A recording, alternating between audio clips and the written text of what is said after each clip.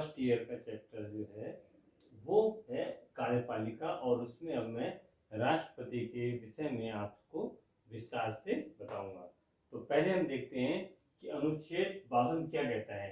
अनुच्छेद 52 कहता है कि भारत राष्ट्र में, मतलब भारत देश में एक राष्ट्रपति होगा। ठीक है, भारत में एक राष्ट्रपति होगा। दूसरा अनुच्छेद 53 कहता है कि राष्ट्रपति में राष्ट्र की शक्ति का केंद्र होगा। अनुच्छेद 53 कहता है कि राष्ट्रपति में राष्ट्र की शक्ति का केंद्र होगा और उन शक्तियों का प्रयोग या उपयोग संविधान व विधि के अनुसार करेगा। यानी कि भारत का राष्ट्रपति होगा और वो संवैधानिक रूप से और विधि के अनुसार ही अपनी शक्तियों का प्रयोग करेगा।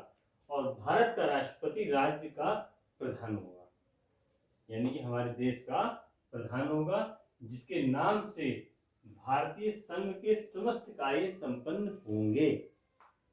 यानी कि कहने का मतलब ये है कि भारत का राष्ट्रपति जितने भी कार्य होंगे तो राष्ट्रपति के नाम से ही होते हैं, जबकि वास्तविक कार्यपालिका मंत्रिपरिषद के हाथ में होती है। लेकिन कार्य जितने भी होंगे वो सब राष्ट्रपति के ही नाम से होते हैं। अब देखते हैं भारत के राष्ट्रपति पद की योग्यताएं क्या क्या हैं। भारत के राष्ट्रपति के पद की योग्यताएं क्या क्या हैं। तो पहली योग्यता है कि वह भारत का नागरिक होना चाहिए। ये सबसे महत्वपूर्ण बात है, भारत का नागरिक होना चाहिए। 35 वर्ष की आयु वो पूर्ण कर चुका हो। यानी कि अगर 35 वर्ष से कम आयु है तो वो राष्ट्रपति पद के लिए योग्य नहीं होगा और वह लोकसभा का सदस्य चुने जाने की योग्यता रखता हो। यानी कि ऐसा व्यक्ति जो लोकसभा की सदस्य चुने जाने की योग्यता रखता हो, वह केंद्र अथवा राज्य सरकार के किसी लाभ के पद पर ना हो। ठीक है, अब देखते हैं राष्ट्रपति के निर्वाचन। जो भारत का राष्ट्रपति है उसका निर्वाचन किस प्रकार किया जाता है। तो उसका निर्वाचन जो है अप्रत्यक्ष नीति द्वारा एक निर्वाचक मंडल बनाया जाता है। क्या बनाया जाता है? एक निर्वाचक मंडल। और संसद के निर्वाचित सदस्य, यहाँ नोट करने वाली बात है कि संसद के निर्वाचित सदस्य और राज्य विधानसभाओं के निर्वाचित सदस्य होते हैं। इस मंडल में, निर्वाचक मंडल में जो भी निर्वाचित सदस्य होते हैं, चाहे वो लोकसभा के हों या राज्यसभा के हों, वही लोग प्रतिनिधित्व करते हैं। और यह निर्वाचन अनुपातिक प्रतिनिधित्व प्रणाली की एकल संक्रमणीय मत प्रणाली द्वारा गुप्त मतदान की रीति से होता है। फिर समझो इस बात के लिए, यह निर्वाचन अनुपातिक प्रतिनिधित्व प्रणाली की एकल संक्रमणीय मत प्रणाली द्वारा गुप्त मतदान की रीति से होता है। यानी कहने का मतलब यह है कि इस प्रणाली के अंतर्गत जो है गुप्त रूप से चुनाव इसका होता है। और भारतीय संसद एवं राज्य विधानसभाओं के मनोनीत सदस्य राष्ट्रपति के निर्वाचन में भाग लेने की अनुमति नहीं है। यानी कि जिस प्रकार से लोकसभा में 2 और राज्यसभा में 12 सदस्यों को मनोनीत किया जाता है और विधानसभाओं में मनोनीत किए जाते हैं, तो उन लोगों को राष्ट्रपति के निर्वाचन में भाग लेने की अनुमति नहीं है। यानी कि मनोनीत सदस्य इस निर्वाचक मंडल में नहीं होते हैं। अब देखते हैं, निर्वाचक मंडल में राज्यों के प्रतिनिधित्व में एकरूपता होती है। यानी कि निर्वाचक मंडल में राज्यों के प्रतिनिधित्व में एकरूपता होती है। केंद्र और राज्यों के प्रतिनिधियों के संबंध में समान स्थिति बनाए रखने का प्रयास किया जाता है। यानी कि जितने भी भारत के राज्य हैं और केंद्र है, हमारा केंद्र है, तो इनके अंदर समान प्रतिनिधित्व की भावना से सबका निर्वाचक मंडल बनाया जाता है। यानी कि ऐसा नहीं है कि कहीं पे सदस्य ज़्यादा हों और कहीं पे कम हों, ऐसा नहीं है। जो भी विधानसभा सीटें हैं उसी के आधार पे और केंद्र सरकार के आधार पे जितने भी लोकसभा और राज्यसभा के सदस्य हैं, निर्वाचित सदस्य और विधानसभाओं के, ये मिलकर के निर्वाचक मंडल बनाते हैं और यही लोग राष्ट्रपति का चुनाव करते हैं। अब मैं नेक्स्ट वीडियो में आपको राष्ट्रपति के कार्य के बारे में विस्तार से समझाऊंगा। इस क्लासेस में आपका स्वागत है। मैं आपको कार्यपालिका पढ़ा रहा हूं और इसमें अब मैं बताता हूं कि राष्ट्रपति के मतदान की प्रक्रिया एवं मतगणना। राष्ट्रपति का मतदान प्रक्रिया किस प्रकार से होती है और उसकी मतगणना किस प्रकार से होती है, तो हम देखते हैं कि राष्ट्रपति पद की निर्धारित योग्यता रखने वाले उम्मीदवार, जो राष्ट्रपति की निर्धारित योग्यता है कि वह भारत का नागरिक होना चाहिए, 35 वर्ष की आयु पूर्ण होनी चाहिए, संसद के सदस्य की निर्धारित योग्यता होनी चाहिए, ठीक है। तो योग्यता वाले उम्मीदवार का नाम 50 निर्वाचित सदस्यों द्वारा प्रस्तावित होना चाहिए। यानी कि जो भी उम्मीदवार राष्ट्रपति के पद के निर्वाचन के लिए खड़ा होगा तो 50 निर्वाचित सदस्यों का उस पर प्रस्तावित होना चाहिए कि हम इसको प्रस्तावित करते हैं, तथा कम से कम 50 निर्वाचकों के द्वारा, कम से कम 50 निर्वाचकों के द्वारा उसका समर्थन होना आवश्यक है। यानी कि 50 निर्वाचित सदस्यों द्वारा प्रस्तावित होना चाहिए तथा कम से कम 50 निर्वाचकों के द्वारा उसके नाम का समर्थन भी किया जाना चाहिए, ठीक है। उसके पश्चात नामांकन के बाद निश्चित तिथि पर निर्धारित प्रक्रिया द्वारा संसद के सदस्य तथा विधानमंडलों के सदस्य मतदान करते हैं। इसके राष्ट्रपति के निर्वाचन में निर्वाचित सदस्य जो होते हैं, संसद सदस्य, लोकसभा और राज्यसभा तथा विधानमंडलों के सदस्य मतदान करते हैं। प्रत्येक निर्वाचक उम्मीदवारों के नाम चिन्ह सहित अपनी प्राथमिकताएं 1, 2, 3, 4 अंकित करते हैं। यह कहने का मतलब ये है, जैसे किसी भी राष्ट्रपति का नाम जो उम्मीदवार है तो उसके नाम के आगे उसका चिन्ह बना होता है कि इसका ये चिन्ह है, उसका वो चिन्ह है, और उस पर अपनी 1 और 2 और 3 प्राथमिकताओं पर निशान लगाते हैं। यानी कि नंबर 1 पे हमें जो हमें उम्मीदवार अच्छा लगता है हम उस पर 1 लिख देते हैं, फिर नंबर 2 पे उसको लिख देते हैं, फिर नंबर 3, इस तरीके से करते हैं, अंकित करते हैं। इसके पश्चात इसके बाद मतगणना होती है। मतगणना में फिर प्रथम चक्रों में उम्मीदवारों को मिली पहली प्राथमिकता गिना जाता है। जैसे मैंने भी आपको बताया कि पहले जो भी राष्ट्रपति के उम्मीदवार होते हैं तो उसके नाम के आगे 1 नंबर पे टिक लगाते हैं, फिर 2 नंबर लिख देते हैं, फिर 3 नंबर लिख देते हैं। तो पहले 1 नंबर वालों की गणना की जाती है कि कितने उम्मीदवारों को 1-1 नंबर मिले हैं। अब उन 1 नंबरों की गिनती के बाद में अगर वो उम्मीदवार पहली ही गिनती में सफल हो जाता है, अगर मान लो पहले नंबर वाले में ही सफल हो जाता है तो उसे विजयी उम्मीदवार घोषित कर दिया जाता है। और यदि ऐसा नहीं होता है, अगर मान लो पहली उम्मीदवारी में वह विजय नहीं होता है, तो ये देखा जाता है कि कितने लोगों ने 2 नंबर को उम्मीदवार को प्राथमिकता पर चुना है। उसके पश्चात गणना की जाती है और फिर उसे विजयी घोषित किया जाता है। अब मैं आपको बताऊं एक महत्वपूर्ण बात। बीबी गिरी जो राष्ट्रपति निर्वाचित हुए थे, बीबी गिरी जो राष्ट्रपति निर्वाचित हुए थे, उनके समय में भारत में पहली बार दूसरे चरण की मतगणना हुई थी। अब तक जितने भी राष्ट्रपति निर्वाचित हुए हैं तो वो पहली ही मतगणना पे हुए निर्वाचित, लेकिन बीबी गिरी ऐसे राष्ट्रपति हुए जिनके लिए दूसरी बार मतगणना हुई। अब नीलम संजीव रेड्डी ऐसे राष्ट्रपति हुए हैं जो एक बार चुनाव में पराजित हुए। नीलम संजीव रेड्डी एक बार चुनाव में पराजित हुए और दोबारा जब वो खड़े हुए तो वो निर्विरोध निर्वाचित हुए। तो इस प्रकार से अभी मैंने आपको बताया कि राष्ट्रपति के पद के मतदान प्रक्रिया और उसका नामांकन। यह मतगणना की किस प्रकार से हुई। मैं समझता हूँ कि आप इसको अच्छी तरीके से समझ गए होंगे और इसको भली प्रकार नोट करना। अब नेक्स्ट बिंदु में मैं आपको उसके कार्यकाल और उसको राष्ट्रपति को हटाने की प्रक्रिया के विषय में विस्तार से अवगत कराऊंगा। इस क्लासेस में आपका स्वागत है।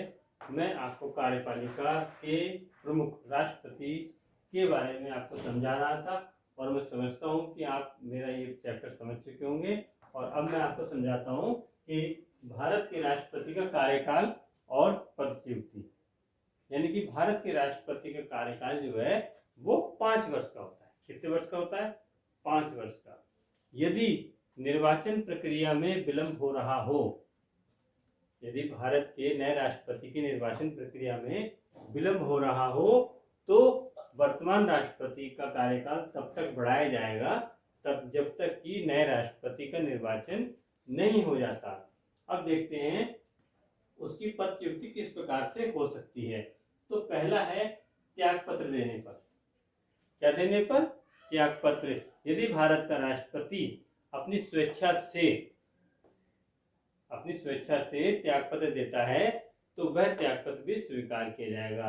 राष्ट्रपति अपना त्यागपत्र उपराष्ट्रपति को देता है और उपराष्ट्रपति उस त्यागपत्र को जो है लोकसभा के अध्यक्ष के पास भेजते हैं और लोकसभा का अध्यक्ष जो है उस त्यागपत्र को सदन में पास कराता है और यदि संसद में वह त्यागपत्र पास हो जाता है तो उसी दिन राष्ट्रपति को त्यागपत्र दे देना होता है। दूसरी प्रक्रिया है महाअभियोग द्वारा। महाअभियोग द्वारा अनुच्छेद 61 के द्वारा यदि राष्ट्रपति संविधान का उल्लंघन करता है, किसका उल्लंघन करता है? संविधान के नियमों का उल्लंघन करता है तो संसद उस पर महाभियोग के द्वारा उसे पदच्युत कर सकती है। यदि राष्ट्रपति संविधान का उल्लंघन करता है तो संसद उस पर महाभियोग लगा करके उसे पदच्युत कर सकती है। अब वो किस प्रकार करेगी ये देखना है।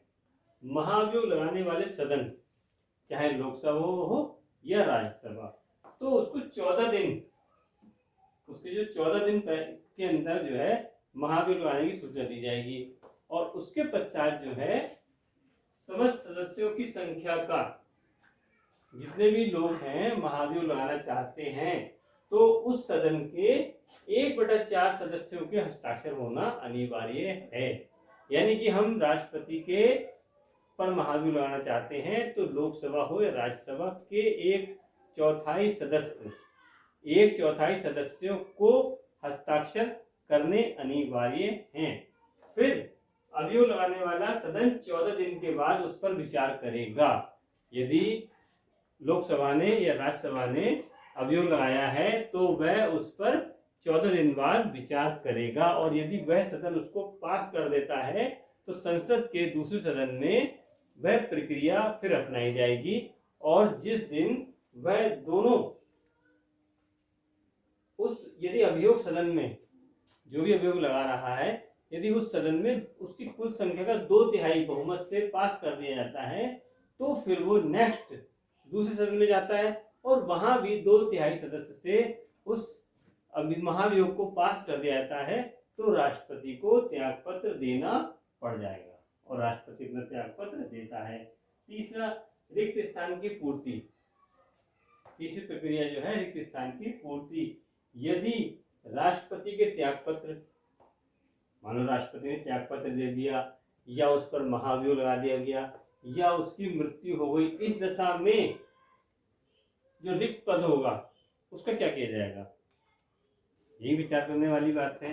तो इमरजेंसी व्यवस्था के अंतर्गत जो भारत का उपराष्ट्रपति होगा वह राष्ट्रपति के रूप में कार्य करेगा और उसको राष्ट्रपति के रूप में ही वेतन भत्ते आदि मिलते रहेंगे। ठीक, तब तक मिलते रहेंगे जब तक कि नए राष्ट्रपति का निर्वाचन नहीं हो जाता। और यदि मान लो कि उपराष्ट्रपति भी ना हो, राष्ट्रपति का त्याग मतलब पद रिक्त हुआ और उपराष्ट्रपति का भी पद रिक्त हुआ, तो क्या होगा? तब भारत के मुख्य न्यायाधीश राष्ट्रपति के पद पर कार्य करेंगे। ठीक है, तो भारत के 2 न्यायाधीशों को ये मौका मिला, एक थे एम हिदायतुल्लाह तथा दूसरे थे एम एच बेग, जिन्होंने राष्ट्रपति के पद पर कार्य किया न्यायाधीश रहते हुए। तो इस प्रकार से राष्ट्रपति का कार्यकाल और पदच्युति ये मैंने आपको बताई। नेक्स्ट वीडियो में आपको और बताऊंगा। ठीक है,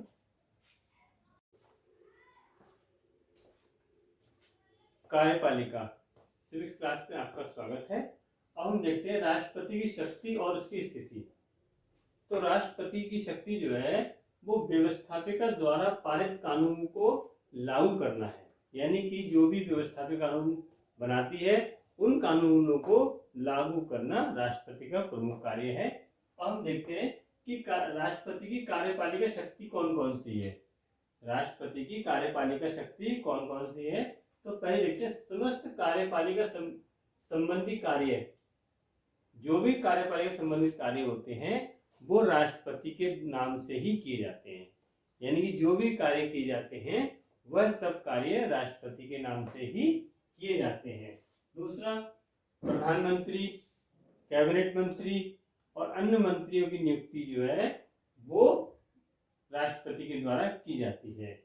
मुख्य न्यायाधीश, न्यायाधीश, राज्य के राज्यपाल, केंद्र शासित प्रदेशों के प्रशासक, अनेक आयोगों के अध्यक्ष और सदस्यों की नियुक्ति भी राष्ट्रपति के द्वारा ही की जाती है। अगला, राष्ट्रपति को उपयुक्त पदाधिकारी हटाने का भी अधिकार है। वह जिन जिन लोगों की नियुक्ति करता है उन लोगों को भी निर्धारित प्रक्रिया के द्वारा उनको हटाने का अधिकार है। और संघीय कार्यपालिका अध्यक्ष होने के नाते राष्ट्रपति संघीय कार्यपालिका का अध्यक्ष होने के नाते तीनों सेनाओं का सर्वोच्च सेनापति भी है। अब देखते हैं विधायी शक्तियां, यानी कि संसद, राष्ट्रपति संसद के दोनों सदनों के अधिवेशनों को आहूत करता है, संसद के दोनों सदनों को आहूत करता है तथा उनको स्थगित भी करता है और अभिभाषण भी करता है। दूसरा, प्रधानमंत्री के परामर्श पर राष्ट्रपति प्रधानमंत्री के परामर्श पर लोकसभा को भंग कर सकता है। यदि प्रधानमंत्री परामर्श दे तो राष्ट्रपति अपनी शक्ति का उपयोग करते हुए लोकसभा को भंग कर देगा। और राष्ट्रपति जो है संयुक्त बैठकों का अधिवेशन में अभिभाषण भी दे सकता है। जो संयुक्त बैठक होती हैं तो उन पर भी अभिभाषण दे सकता है। और राज्यसभा में 12 सदस्यों, राष्ट्रपति राज्यसभा में 12 सदस्यों तथा लोकसभा में 2 आंग्ल भारतीय सदस्यों को मनोनीत कर सकता है और करता ही है। ठीक, संसद का कोई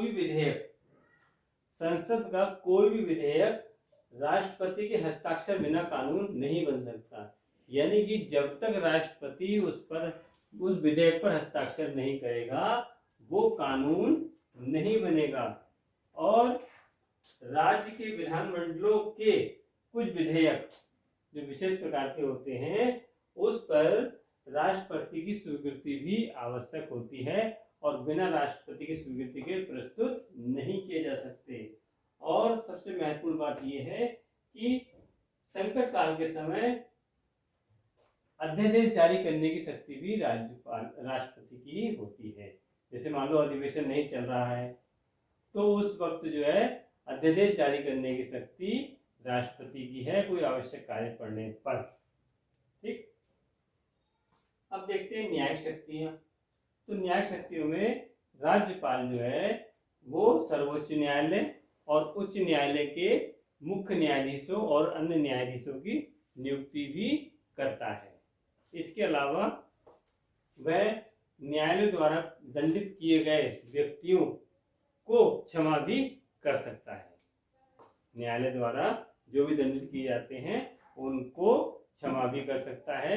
इसके साथ साथ राष्ट्रपति जो है वो न्यायालय से मतलब मुख्य न्यायाधीश या न्यायालय के द्वारा उनसे अपना परामर्श भी ले सकता है।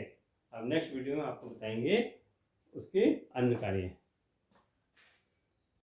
कार्यपालिका के विषय में हम बात कर रहे थे, जिसमें राष्ट्रपति की कौन कौन सी शक्तियां हैं, कार्य हैं। अब हम आगे देखते हैं कि राष्ट्रपति की वित्तीय शक्तियां, राष्ट्रपति की वित्तीय शक्तियां कौन कौन सी हैं, इस पर हम विस्तार से चर्चा करेंगे। तो पहले हम देखते हैं कि प्रतिवर्ष जो बजट प्रस्तुत होता है, जो विधायिका बजट प्रस्तुत करती है, तो उसको प्रस्तुत करने की आज्ञा जो है वो राष्ट्रपति के द्वारा ही दी जाती है। अगला, राष्ट्रपति की अनुमति से ही, राष्ट्रपति की ही अनुमति से ही संसद में पूरक बजट, अतिरिक्त अनुदान, आपातकालीन अनुदानों की मांग की जाती है और उसकी अनुमति प्रदान की जाती है। और आकस्मिक निधि पर, जो आकस्मिक निधि है उस पर भी राष्ट्रपति का नियंत्रण होता है। जो आकस्मिक निधि है उस पर राष्ट्रपति का नियंत्रण होता है, जिसे किसी आकस्मिक व्यय हेतु राष्ट्रपति उसको व्यय करने के लिए संसद की पूर्व अनुमति से पहले भी सरकार को दे सकता है, और जिसकी अनुमति उसको बाद में लेनी पड़ती है। कहने का मतलब ये हुआ कि जो आकस्मिक निधि होती है उसका उपयोग राष्ट्रपति अपनी मर्जी के अनुसार करता है, उसे संसद की पूर्व अनुमति लेने की आवश्यकता नहीं होती है और वो बाद में अनुमति ले सकता है और लेते हैं। अगला देखते हैं, आयकर से प्राप्त धनराशि, जो इनकम टैक्स से प्राप्त धनराशि होती है वह संघ व राज्यों के मध्य बंटवारे, जो आयकर के द्वारा धनराशि प्राप्त होती है, तो केंद्र और राज्य के मध्य किस तरीके से बंटवारा करना चाहिए, इसके लिए राष्ट्रपति वित्त आयोग की नियुक्ति करता है और उससे परामर्श लेता है और उसी आधार पर उसका धनराशि का व्यय होता है। अगला देखते हैं विविध शक्तियां। राष्ट्रपति की विविध शक्तियां कौन कौन सी हैं? तो राष्ट्रपति दो या दो से अधिक राज्यों